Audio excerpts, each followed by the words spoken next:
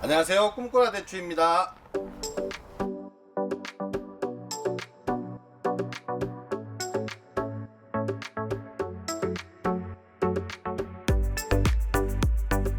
네, 안녕하세요, 꿈꾸라 대추입니다. 자, 오늘도 5월 2일입니다 5월 2일은 뭐 어버이날도 있고 뭐 어린이날도 있고, 또 우리 대추 입장에서는 이제 싹이 어느 정도 많이 자라서 이제 뭐 방제를, 또 다른 방제를 해야 되는 시기입니다. 자, 오늘은 4월 달에 나타났던 애무늬 고리장님 노린재의 방제했는 것과 안 했는 것의 차이, 그리고 일부 몇 부분께서 이제 혹파리가 나온다 하는데, 실질적으로 혹파리가 나오는 지역이 있을 수는 있어요. 하지만 대부분은 착각하는 부분이 있어서 그런 부분들, 그리고 원래 나무를 심으셨던 분들이 아마 이제 싹이 조금씩 나오는데, 그 시기에 방제 관련해서 문의를 참 많이 해주십니다. 뭐 그런 부분에 대해서 이번에는 한번 알아보겠습니다. 자, 첫 번째로 애무늬 고리장님 노린재 실험했는 가지입니다. 자, 요렇게 구역을 나누었을 때 여기는 잘 자랐죠. 근데 여기는 못 자랐죠. 보면은 요까지 약을 쳤습니다. 즉 약을 칠 때 이렇게 감쌌다는 거죠. 싸서 피해가 있도록 했는데, 여기 보면 똑같은 가지에 똑같은 연차인데 보면은 얘들은 많이 자라고 얘들은 다소 적게 자라는 이유가, 이쪽에는 약재를 살포되어서 장님노린재 피해가 없습니다. 다만 이 두 개의 가지 같은 경우에는 피해를 입어서 잎에 구멍도 나고, 또 새순이 이렇게 좀 쌈긴 것처럼 꼬불꼬불하게 나오는 증상을 볼 수 있는데요, 1차 해충의 피해죠. 피해이기 때문에 이렇게 됐을 경우에 너무 걱정을 안 하셔도 될 것 같습니다. 물론 얘들에 비해서 생육 속도가 다소 느려질 수는 있습니다. 한 5월 초순경에 이제 뭐 진딧물약 아니면 응애약 관련해서 방제를 하지 않습니까? 그럴 경우에 아미노산 계통의 영양제를 하나 더 가미해서 이 나무의 세력이 회복될 수 있도록 해주시면 도움이 될 것 같습니다. 자, 두 번째는 병도 아니고 생리장애도 아닌데, 이제 처음 농사 짓는 분들이라든지 새로운 품종을 하시는 분들이 간혹 이 시기가 되면은 의문을 가질 수 있는 것 중에 하나가, 자, 이렇게 원래 신초가 이렇게 곱게 자라고 있습니다. 50 정도 되겠죠. 이렇게 곱게 자라는 신초가 있는 반면, 이렇게 인사를 하는, 이렇게 휘어지는, 뭐 이런 식으로 휘어지든 이쪽으로 휘어지든 이렇게 휘어지는 신초가 분명히 있을 겁니다.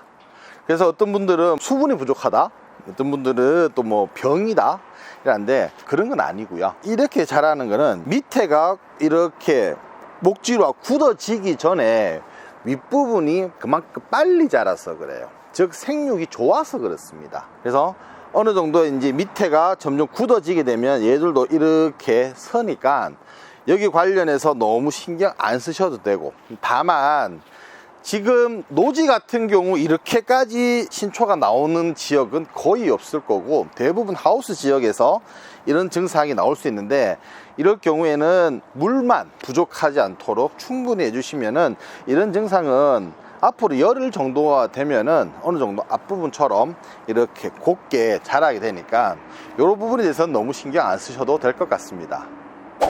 자, 이번에는 이 신초에 대해서 또다시 설명을 드릴 건데요, 아무래도 하우스보다는 따뜻한 남쪽 지역에 있는 노지에서 많이 나타나는 증상 중에 하나일 텐데, 이 신초 끝부분이 빨갛게 되거나 말려있는 증상을 보게 될 겁니다.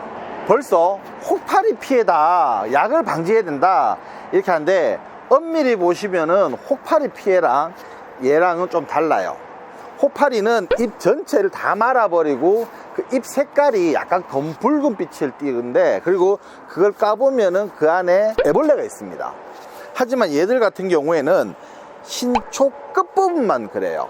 끝부분만 붉게 되어 있지 말려 있지도 않고, 당연히 펴봤을 때 그 안에 애벌레는 없습니다.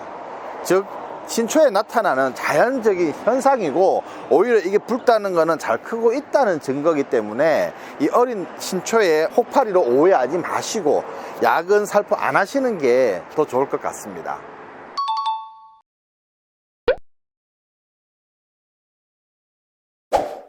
원래 2월 달부터 해서 4월 초까지 실제 하셨던 분들은 하우스 같으면 싹이 어느 정도 나왔을 거고요. 노지라고 할지라도 이렇게 싹이 트기 시작할 겁니다. 그러면 이제 어떤 분들은 싹이 트고 약을 방제를 해야 된다, 특히 뭐 벌레 방제를 해야 된다라든지 영양제를 줘야 된다고 하는데, 저는 개인적으로 지금 주는 거는 반대를 합니다. 왜냐면 얘들이 이제 싹이 나오기 시작했고 또 아주 약한 상태이기 때문에 영양제라든지 농약 살포라든지 했을 경우에는 얘들 자체가 오히려 몸살을 할 수가 있습니다.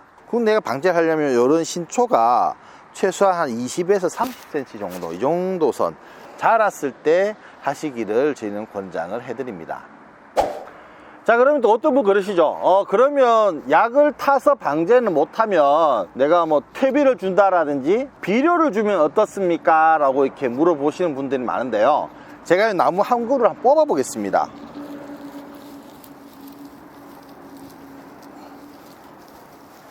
이 위에는 싹이 나왔죠. 어느 정도 싹이 많이 나왔지만 거기에 비해서 뿌리는 어떻습니까? 크게 차이가 없습니다. 즉 뭐냐면 이 싹들은 얘들이 뿌리에서 양분을 흡수해서 그 흡수했는 양분으로 이게 나오는 게 아니라 이 나무가 가지고 있던 본래의 양분에서 나오고 있습니다. 이 시기에 내가 뭔가를 줘도 흡수를 많이 못하고 설령 흡수를 한다 해도 흡수율이 많이 떨어집니다. 오히려 너무 많은 양분을 주게 되면 그 농도가 짙어져서 새뿔이 나가는데 방해를 하기 때문에 얘들 역시도 싹이 나온다면은 물 관리만 철저히 해주시고, 싹이 좀 더 자란 한 5월 말 또는 6월 초에 비료나 추비나 퇴비나 이런 걸 주시기를 권장합니다. 자, 그리고 이번에는 진딧물 방제입니다. 진딧물은 통상적으로 한 5월 10일 전후로 해서 조금씩 나타나거나 이렇게 하는데요.